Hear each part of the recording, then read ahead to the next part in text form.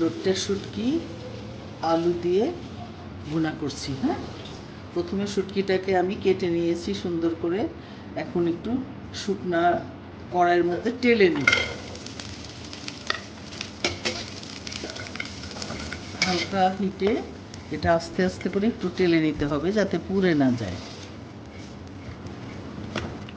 টালা হয়ে গেছে, এখন আমি এটাকে ধুয়ে নিব সুন্দর করে। শুটকিটা এখন আমি রান্না করব। 2-3টা তেজপাতা ছিঁড়ে দিলাম, 2 টেবিল চামচ তেল দিয়ে দিলাম,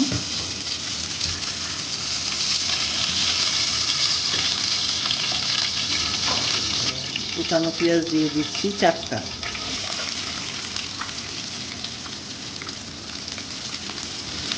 পেঁয়াজটা হালকা বাদামি হোক ততক্ষণ আমি মশলাটা রেডি করছি। হাফ চামচ হলুদ গুঁড়ো দিয়ে দিচ্ছি, হাফ চামচ মরিচের গুঁড়ো দিয়ে দিচ্ছি, হাফ চামচ ধনিয়া গুঁড়ো, হাফ চামচ জিরা গুঁড়ো, হাফ চামচ লবণ দিয়ে দিলাম। আদা রসুন বাটা দিয়ে দিব, আদা রসুন পেস্ট যেটা সেটা দিয়ে দেবো 2 চামচ। এখন এই মশলার গন্ধটা যাতে চলে যায় সেই জন্য আমি একটু আস্তে আস্তে ভুনা করতে থাকবো।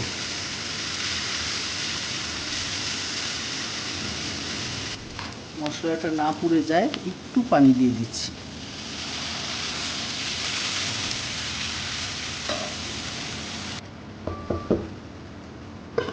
একটু ঢেকে দিলাম।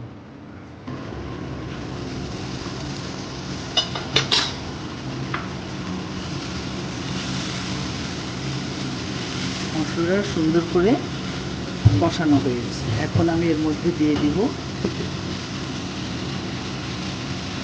শুটকি মাছটা ধুয়ে রাখা।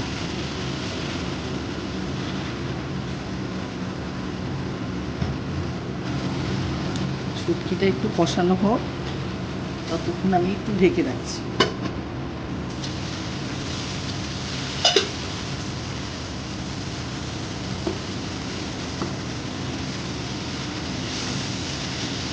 কষানো প্রায় হয়ে গেছে, দুধটা শুটকি থেকে একটা স্মেল বের হয়েছে সুন্দর। এখন এর মধ্যে আমি কিছু আলু দিব। এই আলুটা আমি কেটে রেখেছিলাম, কেটে ধুয়ে রেখেছি, এই আলুটা দিয়ে দিচ্ছি। পুরানো আলু সিদ্ধ হতে সময় লাগবে, এই জন্য আমি একটু আগেই দিয়ে দিচ্ছি।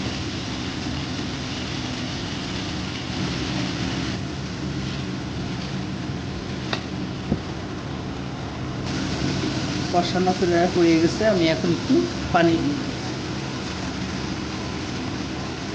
আলু এবং মাছ দুটাই সিদ্ধ হতে হবে। পরিমাণ মতো পানি, যেমন 2 মগ পানি দিলাম আমি।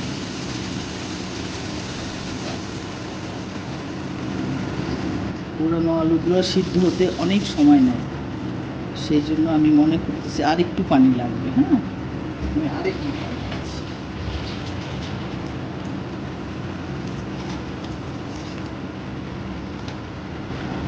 আস্ত রসুন, শুটকি মানেই রসুন, যত রসুন দিব তত ভালো লাগবে খেতে। আমি আস্ত রসুনগুলো দিয়ে দিচ্ছি।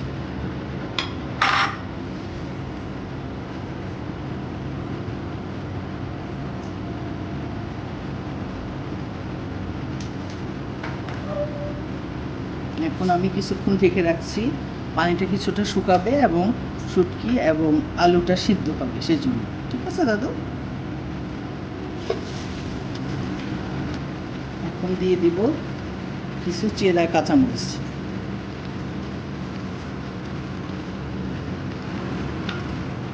প্রায় হয়ে এসেছে, এখন আমি ধনিয়া পাতা কুচি দিয়ে দিচ্ছি। পানিটা শুকালেই আমরা নামিয়ে ফেলতে পারবো।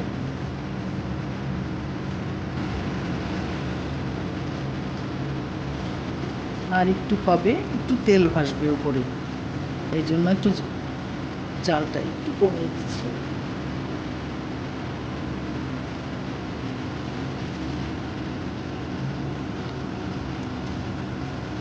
একটু ঝোলটা কমবে আর একটু তেলটা ভেসে উঠলে আমি চুলা বন্ধ করে দিব। একদম রেডি আমাদের শুটকি। আমি বেড়ে নিচ্ছি শুটকিটা।